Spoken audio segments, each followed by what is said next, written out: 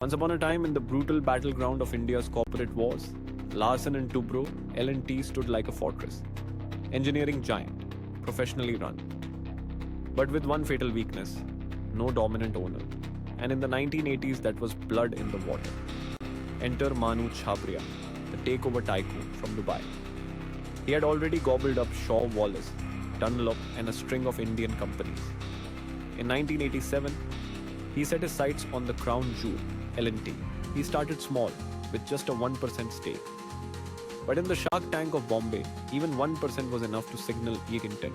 Chhabria wanted it all. But L&T's board panicked. And when Indian corporates panic, they call in one name, Dhirubhai Ambani. The master raider of raiders, Ambani smelled both opportunity and danger. He swooped in like a hawk, buying 18.5% of L&T overnight, instantly becoming the largest shareholder and its new kingmaker.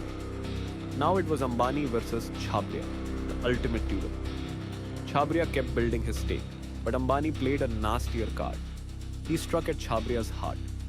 Dunlop, the company that had made Chhabria powerful. Ambani quietly bought 5% of Dunlop shares, not because he wanted Dunlop, but to corner Chhabria. The message was mafia level clear. Back off from L&T or I'll burn your empire down from inside. Chhabria blinked. Under immense pressure, he was forced to retreat, selling out his L&T stake. Ambani walked away not with full control, but with a reputation reinforced. He was the man you did not challenge and walk away unscathed. And L&T, it survived. The fortress remained intact, the only major Indian company to beat back every raider, Chhabria, Ambani, Birlas, even ITC, and stay independent. But the scars remain, a reminder of the brutal corporate war India had ever seen.